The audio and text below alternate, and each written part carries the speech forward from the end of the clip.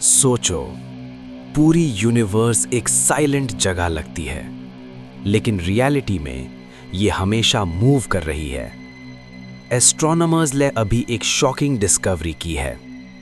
Universe के अंदर एक मैसिव कॉस्मिक फिलामेंट जिसमें हंड्रेड्स ऑफ गैलेक्सीज जुड़ी हुई हैं, वो एक साथ घूम रही हो सकती हैं। हाँ, सिर्फ गैलेक्सीज नहीं, पूरा स्ट्रक्चर। ये जायंट फिलामेंट लगभग 400 मिलियन लाइट ईयर्स दूर है और साइज में इतनी बड़ी है कि tens of millions of light years तक फैली हुई है। साइंटिस्ट्स कह रहे हैं ये शायद अब तक देखी गई सबसे बड़ी रोटेटिंग स्ट्रक्चर हो सकती है। इस डिस्कवरी के पीछे डेटा आया है मीरकैट रेडियो टेलीस्कोप से, जो कोल्ड हाइड्रोजन गैस को डिटेक्ट करने में एक्सपर्ट है। हाइड्रोजन, जो सिर्फ स्टार्स का फ्यूल नहीं बल्कि गैलेक्सीज की मूवमेंट ट्रेस करने का सबसे स्ट्रॉन्ग क्लू होता है। रिसर्चर्स ने नोटिस किया कि इस फिलामेंट के अंदर गैलेक्सीज की मोशन रैंडम नहीं थी, बल्कि वो अलाइंड डायरेक्शन में मूव कर रही थीं। और जब पूरे फिलामेंट को एनालाइज किया गया तो एक और शॉकिंग चीज सामने आई। पूरा फिलामेंट लगभग 110 किलोमीटर्स पर सेकंड की स्पीड से रोटेट करता हुआ लग रहा था। अब सोचो, एक चीज जो 50 मिलियन लाइट ईयर्स लंबी हो, वो घूम रही हो, ये नॉर्मल नहीं है। इस रिसर्च को लीड किया यूनिवर्सिटी ऑफ ऑक्सफोर्ड के साइंटिस्ट्स ने।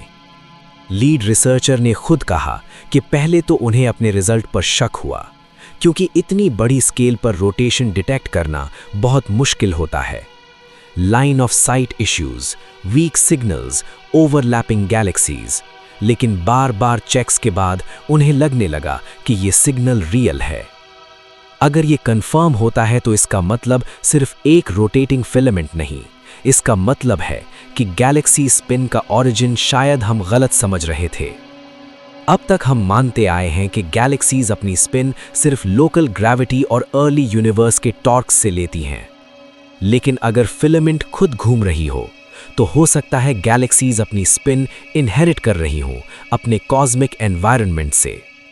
सिंपल वर्ड्स में, गैलेक्सीज अकेले नहीं बनती, वो अपने सराउंडिंग से सीखती हैं और घूमती हैं।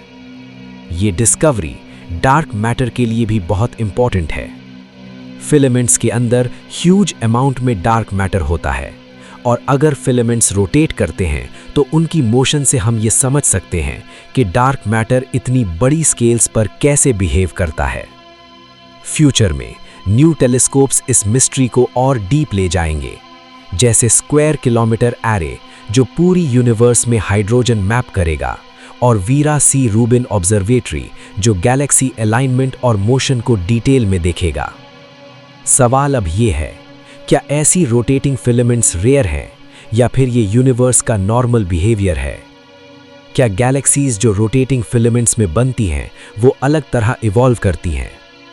और सबसे बड़ा सवाल, क्या कॉस्मिक वेब सिर्फ एक स्केलेटन नहीं बल्कि एक लिविंग मूविंग सिस्टम है जो बिलियंस ऑफ ईयर्स से स्लोली लेकिन पावरफुली घूम रहा है?